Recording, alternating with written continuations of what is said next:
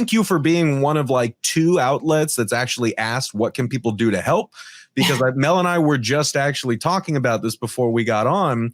Like, I feel like maybe I'd gotten a little too comfortable in my independent media bubble, but this week has reminded me how dog shit our media ecosystem in this country is, how much the corporate media in this country serves the interests of the ruling class, the business class, not the interests of workers.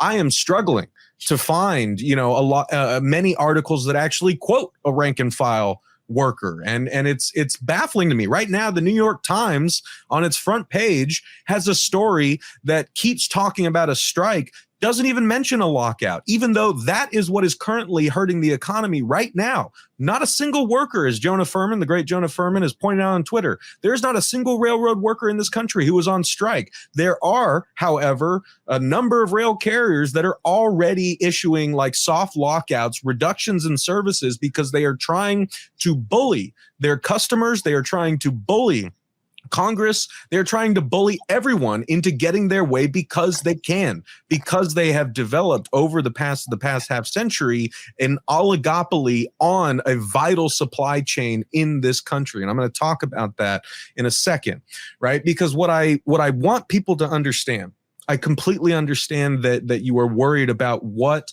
a potential rail strike initiated by the unions or a rail lockout initiated by the rail carriers would do to the supply chain at a moment when the supply chain is already creaking under the weight of COVID-19.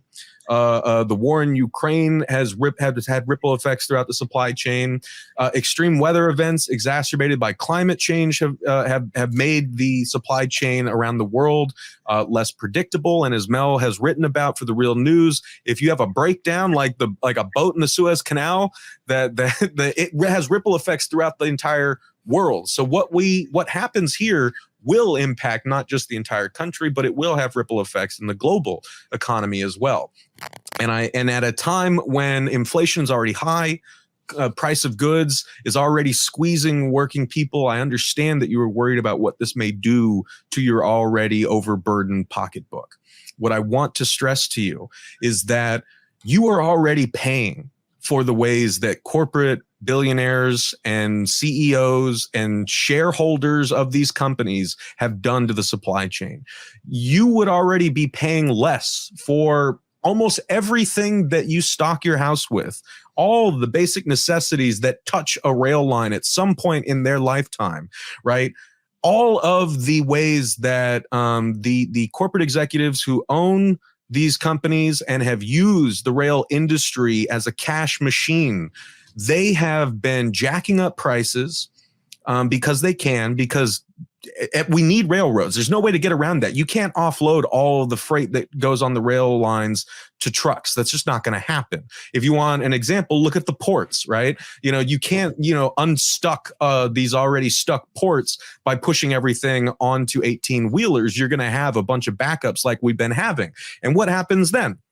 Prices go up, and that gets passed on to you. That has been happening for decades, right? What we've been calling inflation for the past year, in large part, is actually just corporate profiteering and price gouging by companies like CSX, like Union Pacific, like BNSF Railway, who have been jacking up prices on their customers for decades at the same time that quality of service has been plummeting and quality of life for the workers who make the railroads run has also been plummeting. So how can you have a situation like this where the customers are pissed off on the rails are pissed off, the workers on the rails are pissed off, the people who have to pay the higher prices because the rails are in disarray are pissed off, and yet the corporations that own these railroad companies are making record profits, right, and laughing all the way to the bank? How can you have that situation? I will tell you how, right? Because this is important to understanding like how we ended up where we are and how the draconian attendance policies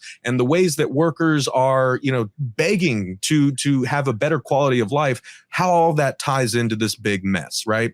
Because what workers have been telling me and Mel all year, in many ways, is the same thing that workers at Amazon were telling me in Bessemer, in Staten Island, It's the same thing that educators around the country have been telling me for years. It's the same thing that Frito-Lay workers told me when they were on strike last year. It's the same thing. You mentioned the Warrior Met coal strikers. They are still on strike right now. It is one of the longest strikes in American history, and we cannot forget about them.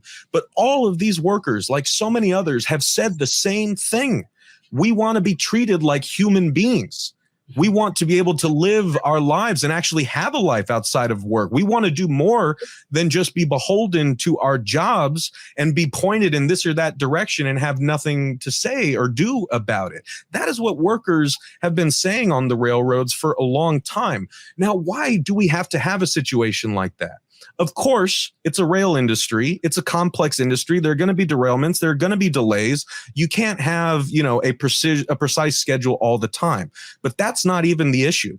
The issue is that the railroad companies have self-inflicted a staffing crisis over the course of decades. In 1980, there were over 500,000 workers working on the railroads. And over the course of the next 4 decades, the rail carriers chopped that down to 130,000. Since 2015 alone, before COVID-19, they can't blame this on COVID. Since 2015, the Class 1 freight rail carriers have collectively eliminated over 30% of their workforce. Why? Because it's the cult of the operating ratio. Reduce costs and jack up prices and jack up stock buybacks as much as you possibly can. That has been the modus operandi on the country's railroads. And so if you keep slashing your workforce, if you keep making the trains longer and heavier and more unwieldy, right, then you don't have people. If you're a railroad conductor and you get sick